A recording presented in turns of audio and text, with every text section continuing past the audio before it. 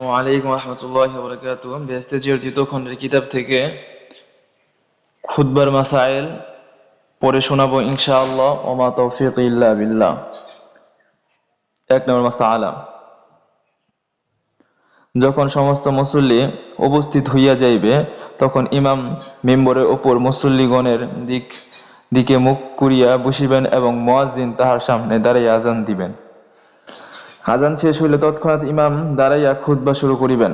2 নম্বর মাসআলা। খুতবার মধ্যে 12টি কাজ সুন্নত, যথা দাঁড়াইয়া খুতবা বলা, 2 নম্বর পরপর 2টি খুতবা বলা, 3 নম্বর 2 খুতবার মাঝখানে 3 বার সুবহানাল্লাহ বলা, যার পরিমাণ সময় বসা, 4 নম্বর ওযু গোসলের প্রয়োজন হইতে পবিত্র হওয়া, 5 নম্বর খুতবা পাঠকালে উপস্থিত মুসল্লিগণের দিকে মুখ রাখা,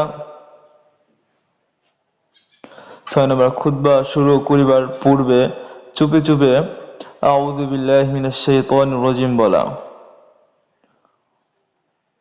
7 নম্বর লোকে শুনিতে পারে পরিমাণ আওয়াজের সহিত খুতবা পড়া, 8 নম্বর খুতবার মধ্যে নিম্নলিখিত 8টি বিষয় বর্ণিত হওয়া, যথা আল্লাহর শুকর, খ আল্লাহর প্রশংসা, গ তাওহীদ ও রিসালাতের স্বাক্ষর, গ দুরূদ ও কিছু নসিহত, 6 নম্বর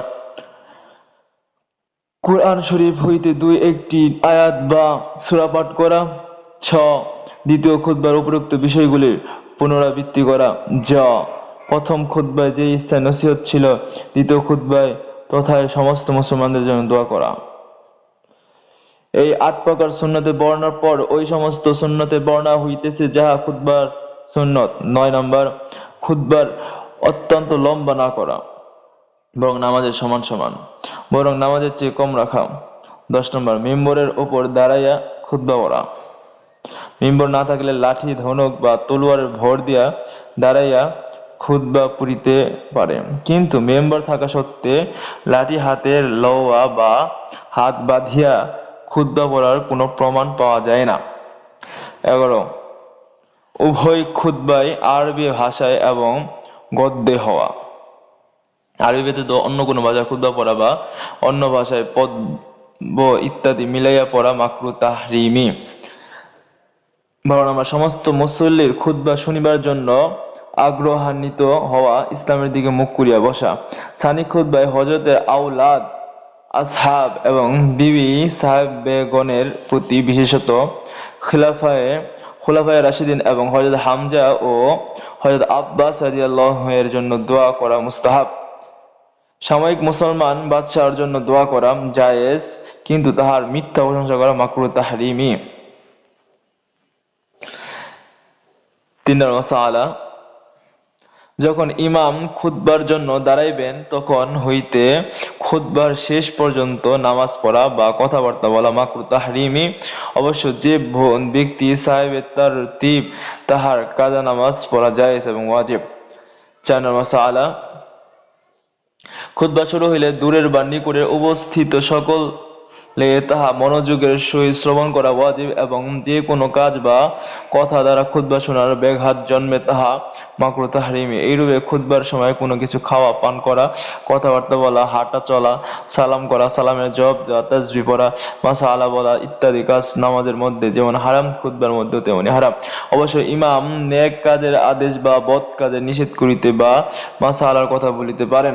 5 নম্বর মাসআলা। সুন্নত বা নফল নামাজ পড়ার মধ্যে যদি খুতবা শুরু হইয়া যায়, সুন্নতে মুআক্কাদা হইলে ছোট সূরা দ্বারা পুরা করিয়া লইবে এবং নফল হইলে 2 রাকাত পড়িয়া সালাম ফিরাইবে। 6 নম্বর মাসআলা। 2 খুতবার মাঝখানে যখন বসা হয় তখন হাত উঠাইয়া মোনাজাত করা মাকরুহ তাহরিমি। অবশ্য হাত না উঠাইয়া, জিহ্বা না আওড়াইয়া মনে মনে দোয়া করা যায়, কিন্তু রাসূল সাল্লাল্লাহু আলাইহি ওয়াসাল্লাম এবং তদীর সাহাবাগণ হইতে ইহা সাবেত নাই। রমজান শরীফের শেষ জুমার খুতবায় বিদায় ও বিচ্ছেদমূলক বিষয় পড়া, যেহেতু নবী সাল্লাল্লাহু আলাইহি ওয়াসাল্লাম ও সাহাবায়ে কেরাম হইতে সাবেত নাই এবং ফিকহর কিতাবেও ইহার সন্ধান পাওয়া যায় না। তদুপরি এরূপ হামেশা পড়িলে সর্বসাধারণ ইহা জরুরি বলিয়া মনে করিবে, কাজেই ইহা বেদাত। সতর্কবাণী। আমাদের যুগে এই খুতবার প্রতি এমন জোর দেওয়া হয়েছে যে যদি কেউ না পড়ে তবে তাহাকে দোষারোপ করা হয়, ওই খুতবা শোনার প্রতি অধিক গুরুত্ব দেওয়া হয়, এরূপ করা উচিত নহে। 7 মাসালা, কিতাব বা অন্য কিছু দেখিয়া খুতবা পড়া এবং মুখস্থ পড়া উভয় জায়েজ আছে। 8 মাসালা, খুতবার মধ্যে যখন হযরতের নাম মোবারক আসিবে তখন মনে মনে দুরূদ শরীফ পড়া জায়েজ। আল্লাহ তাআলা আমাদেরকে এই মাসালাগুলোর উপর সঠিক বুঝ দান করে এবং আমাদেরকে এই মাসালাগুলোর উপর আমল করা তৌফিক দান করুন। আখির দাওয়ানা আলহামদুলিল্লাহি রাব্বিল আলামিন। আসসালামু আলাইকুম ওয়া রাহমাতুল্লাহি ওয়া বারাকাতুহু।